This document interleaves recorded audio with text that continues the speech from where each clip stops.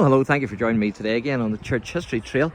And where we are is we're actually on the walls of Derry / Londonderry, as you can see.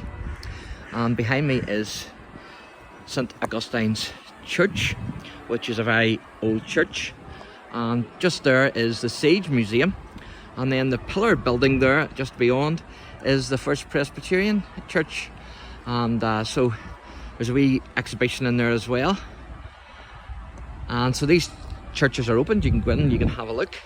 And that's the Walker pinnacle of the Royal Bastion, but we'll have a wee look at that in a minute.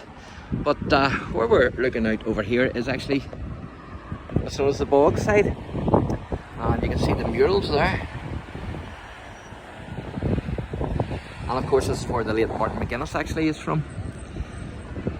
And this here would have been full of Jacobite troops during the siege of 1689, and of course the defenders then would have been behind the walls. But you certainly do get a good view from up here, there's no doubt about it.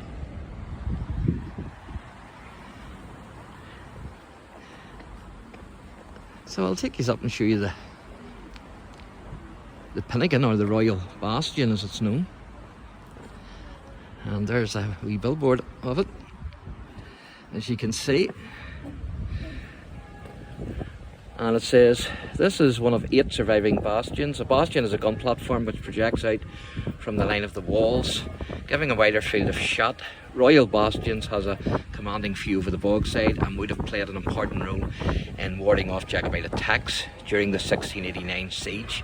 It was given the name Royal Bastion during the siege because the crimson flag was flown from it in defence of the besieging army. And it says, prior to the 1689 siege, this bastion was known as Lord DERRYS, I think that is, bulwark. And then Sir Henry Dockwra had been sent to Derry by Queen Elizabeth I in 1600 in command of 4,000 infantry and 200 cavalry. His mission was to reoccupy Derry and quell the Gaelic chieftains. Some of the chieftains came over to Dockwra's side, including Sir Cahir O'Doherty. Dockwra rebuilt the town and refortified it, and then in 1604 King James I granted Derry a charter and appointed Dockwra as provost, head of the town corporation, or council in other words, for life. And says the dry moat may have extended from the foot of Double Bastion to Royal Bastion from the 1780s until the 1970s. And it says Naylor's Row, a terrace of houses, faced the walls at this point. At that time the land outside the walls may have been levelled up, reducing the steepness of the escarpment, and between Double Bastion and Royal Bastion. And then it says here, history of the pillar. Between 1826 to 1828, a memorial pillar was constructed on the bastion in honour of the governor during the siege, Reverend George Walker. He was a joint governor.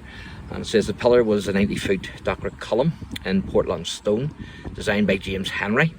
It was topped by a 9-foot statue of Walker, carved by John Smith of Dublin. The total cost of the pillar was £4,200. And then it says sightseers could climb the steps within the pillar to a platform to enjoy magnificent views over the city. The pillar was destroyed in 1973 by an IRA bomb, that's the Irish Republican Army. It is still possible to climb up inside the plinth of the pillar, but only by arrangement with the apprentice boys of Derry. The cannons on this bastion all date from the 19th century. So there you are, that's Walker's pillar, and that was drawn before 1841. And it also shows the houses in Naylor's Row and Fahan Street, which were demolished from 1949 onwards, because they're no longer there. Amazing, isn't it? And there's a photograph of Royal Bastion taken just after the 1973 IRA bomb. That was during the Troubles. And then there's illustration depicting a shutting of the gates celebration from the period when an effigy of Colonel Lundy was hung from Walker's pillar and set on fire. And of course, in the Protestant tradition and apprentice boys tradition, Lundy is seen as a traitor to the inhabitants of Derry and to King William. So there you are. So we're going to have a wee look at this pillar. There you can see a cannon. Hope it doesn't go off. As you can see, it says there, Royal Bastion.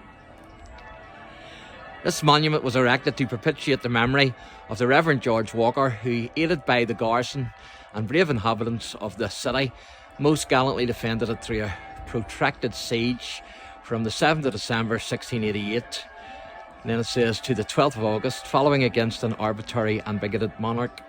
It's referring to James II, obviously, heading an army upwards of 20,000 men, many of whom were foreign mercenaries, and by such valiant conduct and numerous sorties, and by patiently enduring extreme privations and sufferings, successfully resisted the besiegers and persevered for their posterity the blessings of civil and religious liberty. Of course, the inhabitants were reduced to eating rats, so they were.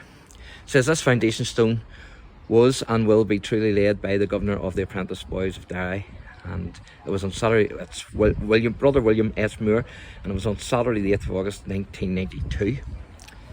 That was laid. So that's the Walker Memorial, and that's Mitchelburn, Baker, Murray commanders, and a couple of them were governors here, Mitchelburn and Baker. Adam Murray was the man that turned the crowd against Lundy and accused Lundy of being a traitor, and so Lundy had to flee. There's a cannon.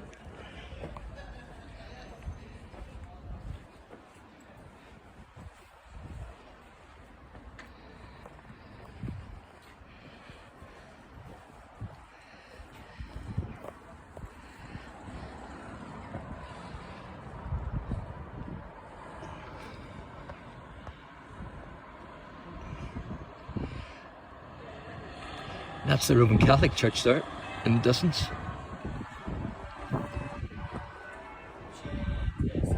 I did phone to try and get up there, but unfortunately you have to book, so there was no way. That's just more of the commanders. That's Hunt. See if I can make the rest out.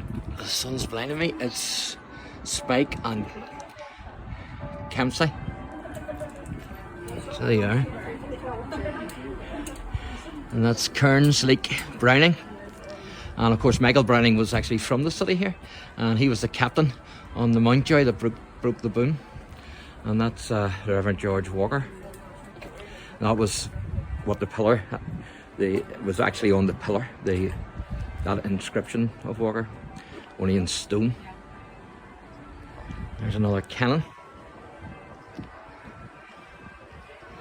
So thanks for watching, and God bless.